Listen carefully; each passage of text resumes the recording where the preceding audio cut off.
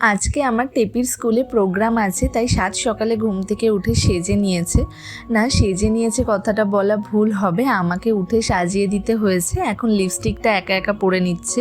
আর এইদিকে দেখো আমাদের বাড়িতে কত শীতের সবজি চলে এসেছে। এখানে পেঁয়াজকলি থেকে শুরু করে মটরশুঁটি, ফুলকপি, বেগুন। শীতে বেগুন পোড়া দিয়েই এক থালা ভাত খেয়ে নেওয়া যায়।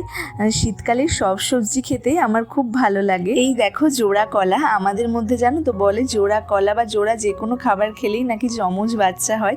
এই কথাটা কতটা সত্যি তোমরা কমেন্টে জানিয়ে যেও তো। আর এইদিকে দেখো আমাদের ছাদ ঢালাই তো হয়েই গেছিল, এবার ইটের গাঁথনি দিয়ে পাঁচিল তোলা হচ্ছে। আর আমাদের ছাদে দেখো দুটো উনুন বানানো হয়েছে, ঘুঁটো শুকাতে দেওয়া হয়েছে। আসলে আমরা ভাবছি যে কিভাবে টাকা একটু কম খরচ করা যায়, সেই জন্য না মজা করছি। আমাদের বাড়িতে যিনি হেল্পিং হ্যান্ড থাকেন তিনি মাঝে মাঝে শখ করে রান্না করে খায়, তো সেই উনুনে রান্না করে।